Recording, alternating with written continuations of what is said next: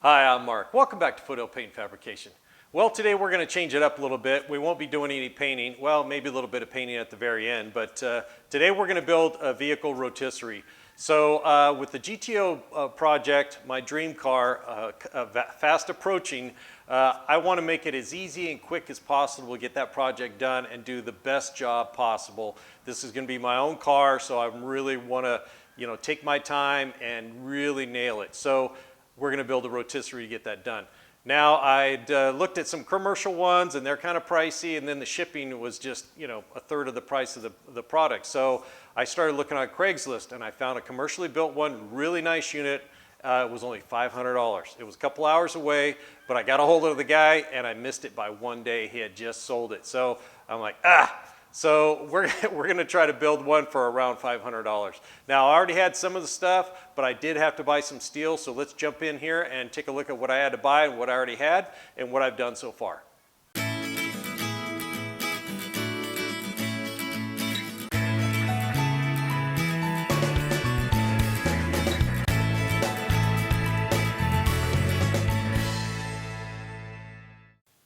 Okay guys, what you have in front of you is basically a rotisserie kit. I built it myself.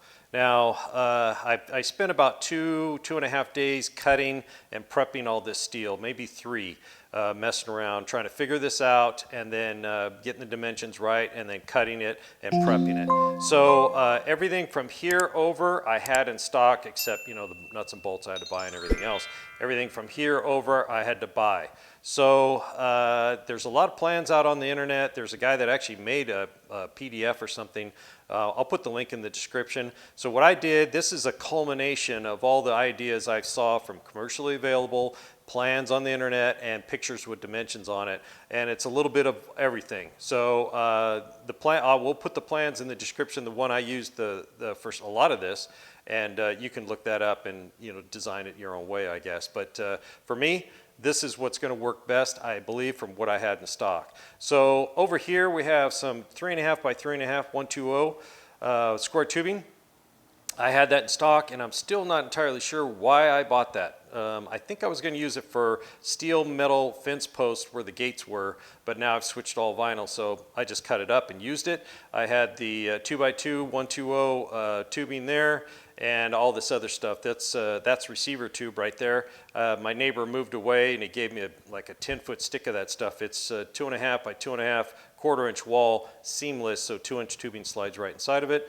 The pneumatic casters I had off of the 58 Impala I painted. It had a 2x6 vehicle or body cart, so I saved those off of that. I had to change one wheel out because the tire was rotten off. And then I bought some nuts and bolts, but that's pretty much everything I had in stock. Over here, everything over here I had to buy. So right up front we have some 2.5 Schedule 80 pipe and 3-inch Schedule 80 pipe. And that will fit inside that. Now, I had to do some messing around. We'll talk about that in a bit. And I also had some plate in stock, and I bought a little Langmuir System CNC plasma cutter during Christmas. Finally got it going, and I cut those out with that. So we'll talk about that in a little bit. The rest of it is 2.5 by 2.5 188 wall and 3 by 3 188 wall. So that'll slide inside each other. It's not seamless, so you think, well, if I get 3 and then 1/4-inch wall, but the seam is going to kill you, and then you have to try to get the seam out of it. So if you go 188, this isn't space shuttle stuff, so it'll be fine. So what we have is all the pieces here cut and ready to weld together. And as I stick them together, we'll talk a little bit about how it's going to be built and my thoughts on the whole idea. Okay, we'll start by putting the base end pieces together. So this measures 64 inches from that point to this point, and then I put 22.5-degree cuts in there to bring that up and over, and that allows for the height of the casters, and then I think it'll be about 4 inches off the ground when done. This piece here is 36 inches tall, and all of that is 3.5 by 3.5 120 wall square tubing. That's what I had in stock. Let me bring you in close, and I'll show you the dimensions real quick, just in case somebody's interested in trying to build one. They'll have a rough idea where to start. Okay, so the center section is 36 inches, and those are both back cut at 22.5 degrees, so that's 36 inches on the long end. And then over here, it's cut kind of like a parallelogram, so that's 12 inches from that tip to that tip. And then the short one over here with the caster bolts on is 5.5 inches, and you can see the way it's cut. So if you're using a shorter caster, you would just shorten the 12-inch leg and then lengthen the 5.5-inch leg accordingly. Like I said, this should ride about 4 inches off the ground. I think that'll give me enough clearance to get in and out of the shop, up to the garage if I need to, or up onto a trailer if I need to. So let's get this up on the welding bench and get it clamped up and tacked. Okay, I got it all clamped up on the welding table. I double checked the dimensions. It should be 45, 45. It looks good. This piece looks parallel to that one. We'll tack it up and double check it. On the little short pieces here, you can see up inside there, I welded in some nuts, and that's for the casters to bolt onto. Ultimately, I'm going to weld a plate over the top of this to seal that up. So to just keep dirt and rainwater. Ultimately, I got to store this thing when I'm not using it. So I'd like to make it as clean as possible, take it apart, put it somewhere, and then store it. And then next time I need it, I can get it out and use it and not have a big deal. So let me get this tacked together real quick, and we'll get the other side, and then we'll take a look at it.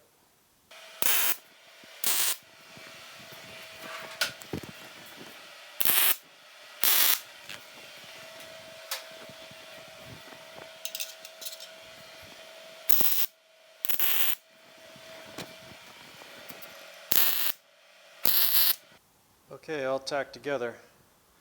I'm going to go ahead and get the other one done. I'll get this all welded up. I get these plates on the end, get it cleaned up, and then we'll get that center leg put on there. So let me bust out some welding real quick.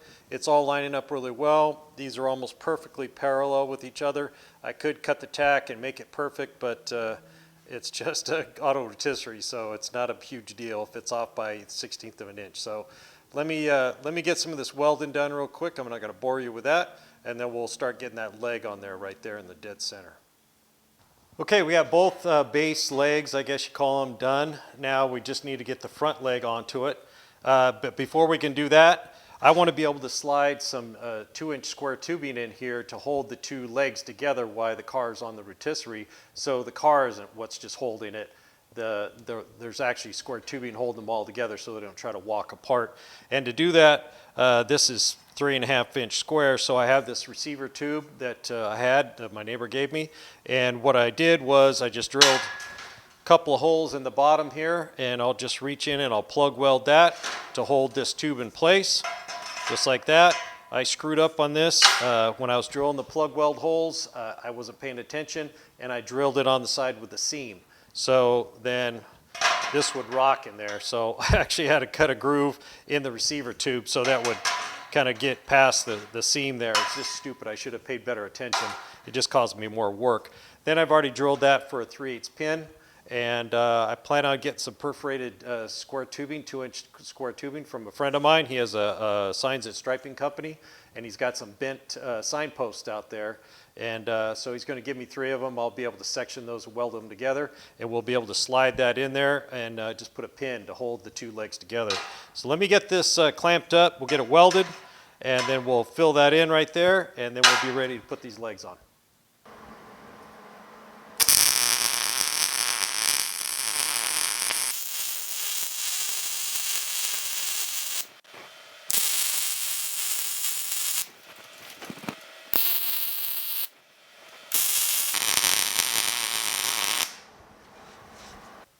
Okay, we got both ends kind of capped with just kind of a real thin 14 gauge, just cap that off to keep crap from getting up inside there while I'm working or later.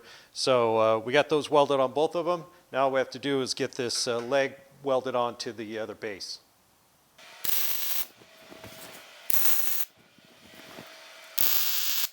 Okay, it looks good, so let's go ahead and get the clamps off, get this thing flipped over so we can get it welded.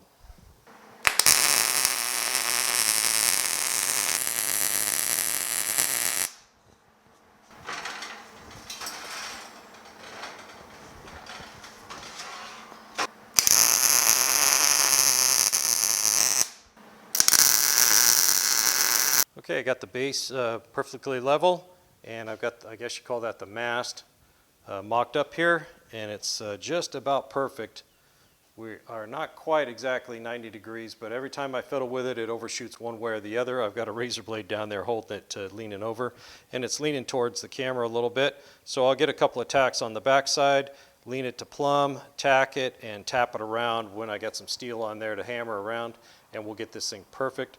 Then we'll get it welded all the way around, and that'll be about it for the major welding on this for now. Some hydraulic cylinders are going to go on here. I have two engine hoists, so I'm going to just borrow those off of them and use them on here. And then when I need the engine hoist or the cherry picker, I'll just pull one off. There's holes for pins. We'll just be able to pin the car whatever height we want. So let me get this tacked up, welded up, and then we can move on to some of the smaller pieces we need to do. Okay, the next piece we need to make is, it's like a T, and this is the part that goes up and down that actually attaches to the car with the arms right here. It's laying down, and that's how you balance the car on the two pivot points so it rotates smoothly. So I've got it all laid out. I'm going to be putting quite a bit of heat here. This may warp up. I'm not too concerned about it. It's not that big a deal. I'm going to be making double passes to make sure, because this has to be super strong right here. And then once we get it all done, we'll see how much it warps. It may tweak a little bit, but I don't think it's that big a deal.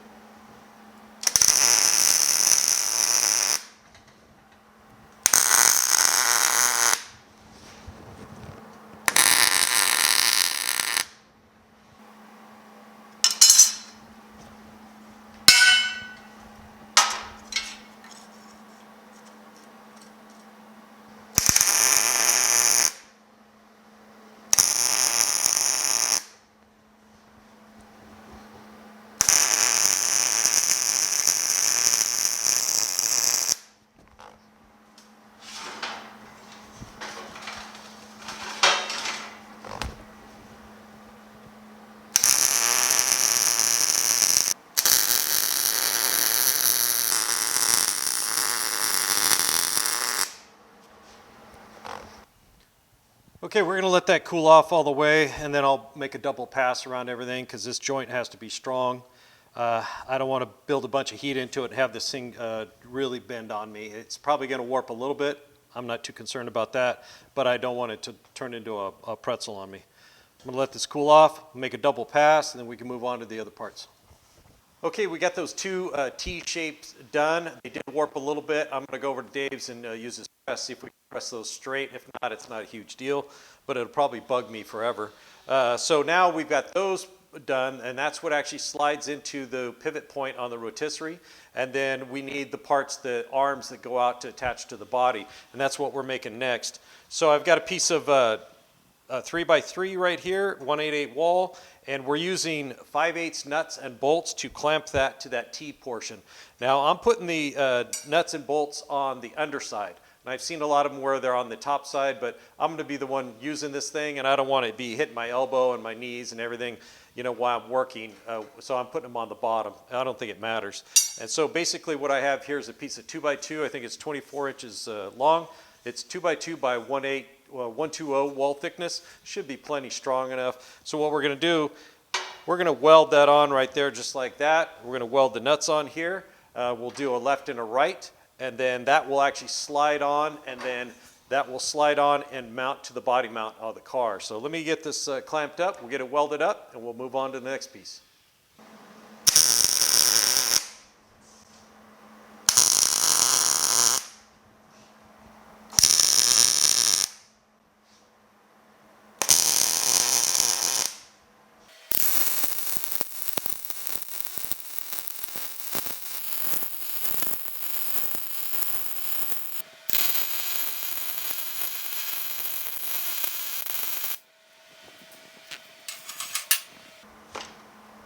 Okay, let's get the nuts on there. So I just thread a bolt in to keep it lined up, and I got a pair of pliers to get the bolt out as fast as possible before it galls.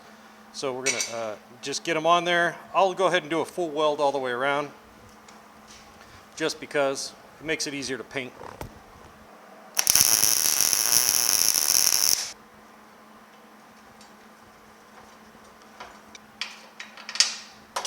Okay, 3 more of these to make, and we're all done with this part.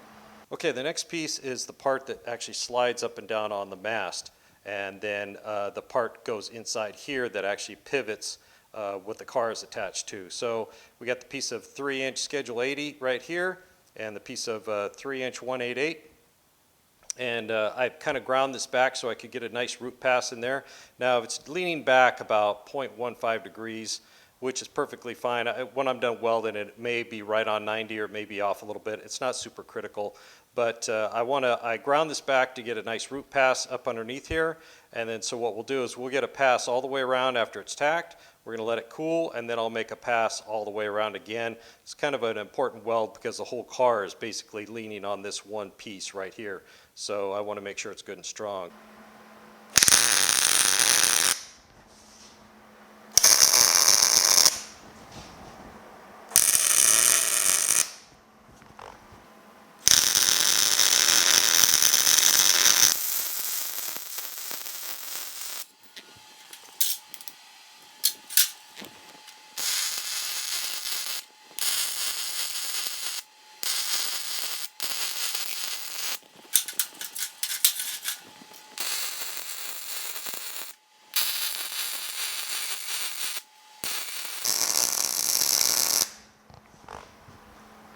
All right, let's let that cool.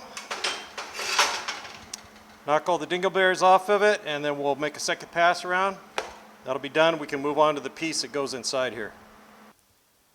Okay, this is going to be pretty much the same as the other one, except this one slides inside of it. And once we get that done, then we can move on to getting the indexing plate attached to this. So the indexing plate will slide over and be welded to this, and then the latch will be welded to that other piece. So let me get this welded up real quick, and then we're going to move on to getting this whole thing lined up and set up and then welded together. Okay, here's the setup to get the indexing plate on. So this is the part that goes up and down on the mast. I've got that clamped to the bench here, perfectly straight up and down. Then I've got the insert that actually does the pivoting in, and it's right at 90 degrees, so they're perfectly lined up. And then the indexing plate is slid on, and then I have a little standoff block that's going to get welded to the Schedule 80 3-inch right here. And this is just a locking pin, spring-loaded, I bought off Amazon. And I added this piece right here. It's like a little J piece, and what that does, it traps the indexing plate so this piece can't walk out. So, but to get it off, you just take the bolts out that hold it on here, and you take that off, and you could slide that piece out if you needed to. So that's not a big deal. So the biggest problem was getting these two lined up, and then getting the indexing plate lined up so that hole is dead center. And I pretty much got all that. So we're about ready to tack it and then pull it apart and weld it permanently, and we're good to go. So I just got a squeeze clamp holding this on here so I could rotate it around, and I gave myself about an 1/8 inch gap there. I can't get too far out because this pin will start hitting that over there, but all in all, I think it's looking pretty good. So let's get this tacked up, get fine-tuned and tacked up, then pull it apart and get it welded, and we are about done with all the major pieces.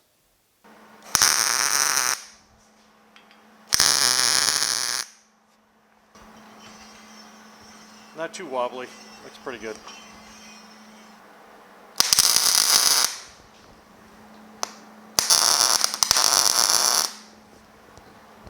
Okay, let's test it out, see how it works.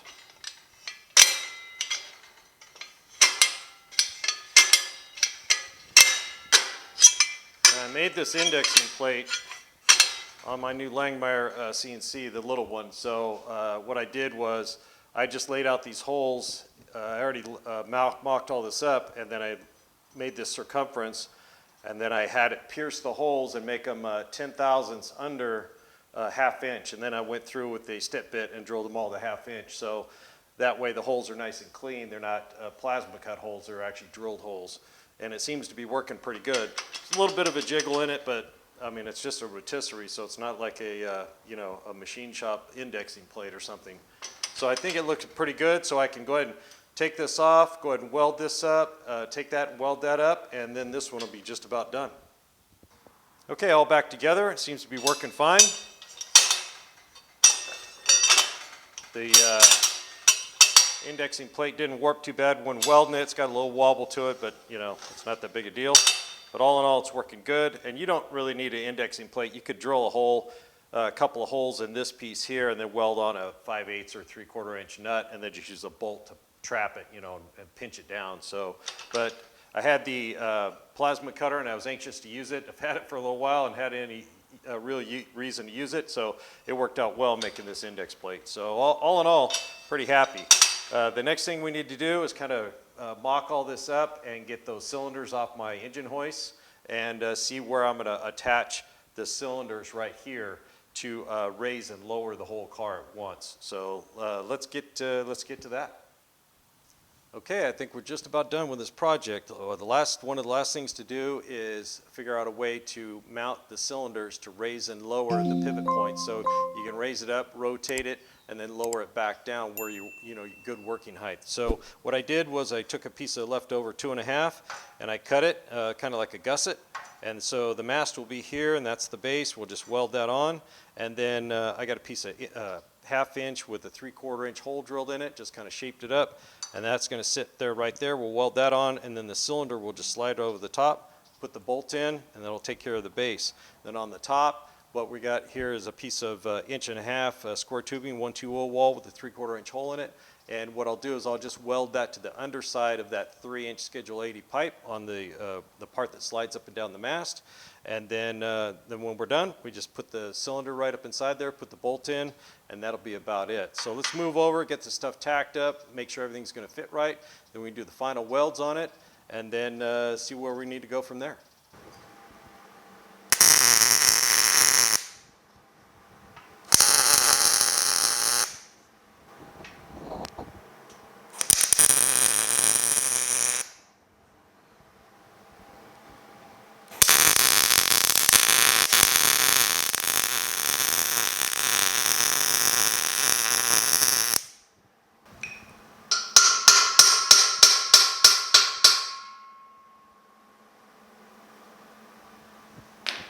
Okay, it looks pretty straight now. Let's go ahead and get this thing welded up.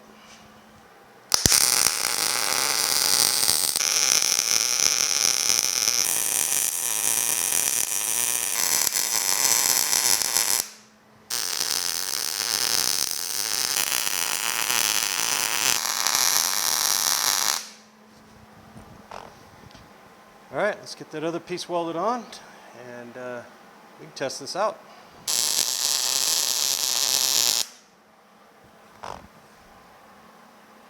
All right, that's it. Okay, let's try it out.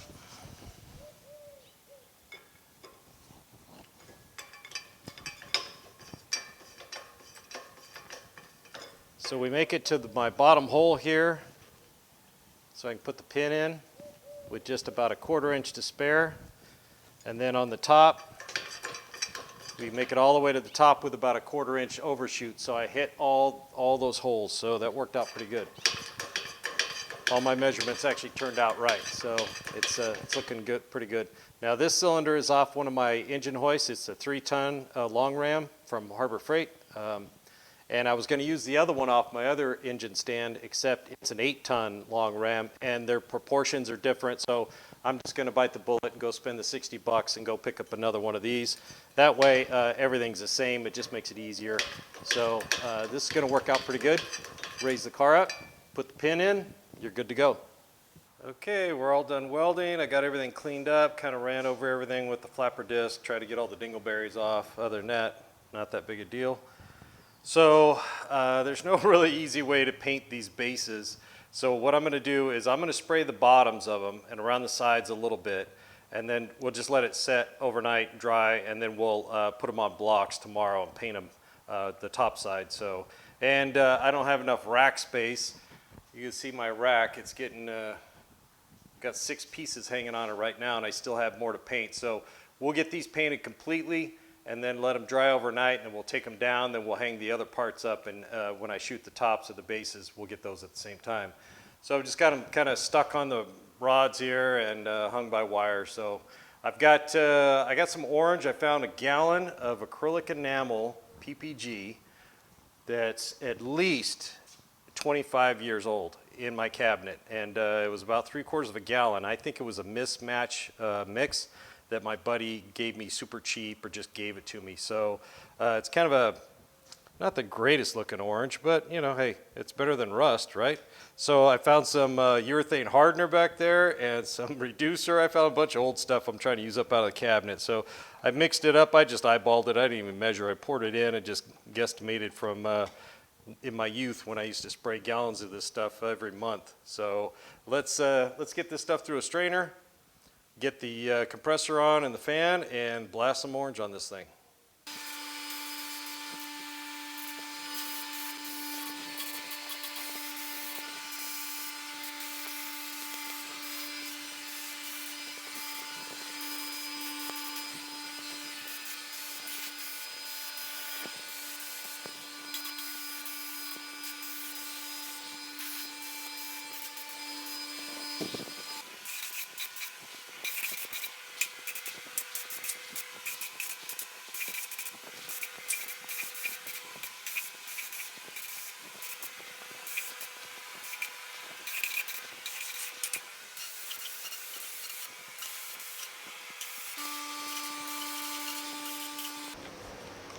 All right, let's let that flash off a little bit. Get a second coat on it, let it dry. Okay, good morning. As you can see, everything's painted. So I came out after dinner last night. I was going to put everything away, but the paint was good and dry and hard, so I took all the parts down, moved them outside, and set everything else up, and started blasting away. As you can tell by the orange on the floor, I went for it. So I was out here till about 8:30 when I finally got the gun clean and done.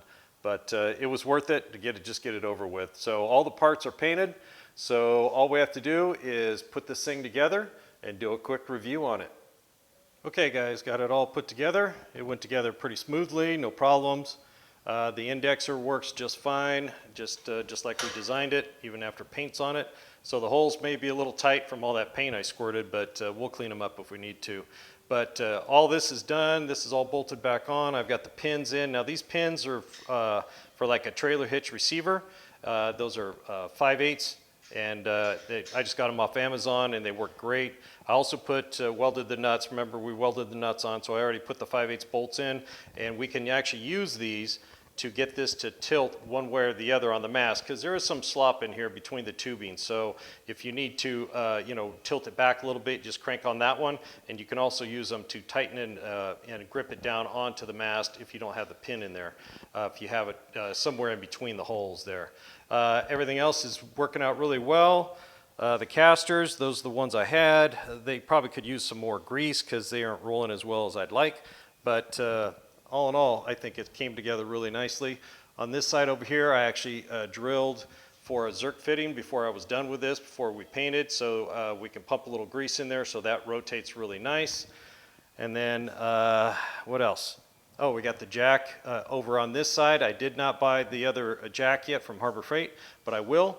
I've already jacked that up and down, and it works great, so that shouldn't be any problem. Once we buy the other one, we'll just bolt it into the other side. And here is the mounting arms that go to the body of the car. So they just slide over, and remember, those got the nuts and the bolts on the other side that will actually clamp that to the other piece. This is an arbitrary 24 inches. I've seen some where they were kind of short, and that puts, like, let's say the firewall right up against the rotisserie, and if you need to change a panel or doing a lot of work, then that's going to be too close, you can't get in there. So I have complete confidence this 24 inches is going to be strong enough, so it's not that big a deal. Now I just have a short piece of 2x2 stuck in there so I can have these close together. I do have that perforated tubing. We have to get that in there or get something else in there, but whatever the length of the body is will dictate that. And these legs here are plenty long enough so you could slide it inside and have plenty in there for different size cars. So I still have to do that, but I just got that piece in there so we can roll it around. And this is a little sway back because of the slop in the tubing. So I may make a little set of wheels that go on that piece that goes inside there just to hold up the center so these masts stand straight up and down and the pivot point stays right, perfectly level, and it rotates really nice. But really, I'm happy with the way it came out. I can't wait to get onto the GTO and get that thing mounted on here and get to work. Okay guys, did we hit our mark at $500 to build a rotisserie like the one I saw on Craigslist that I missed out on? Well, no, we didn't. It's right about at $700, and that includes the extra jack I need to buy for this side. But it includes all the steel, everything, the pipe, the steel, these little latches, pins, screws, bolts, washers, you name it, everything except the casters. So I built this whole thing for just right about $700, which still is a heck of a deal. You can't buy one that cheap, certainly not this heavy duty. So I think it's a great deal all in all. And you know, really, I can't wait to get the GTO body on here and get to work on it. We'll see how it really works then. But I think it was a nice little project. I got it for basically what the shipping would cost me to buy one and have it shipped to me. So I think I came out ahead on this deal. Thanks for joining me here at Foothill Paint Fabrication. Don't forget to hit the like and subscribe button if you haven't already.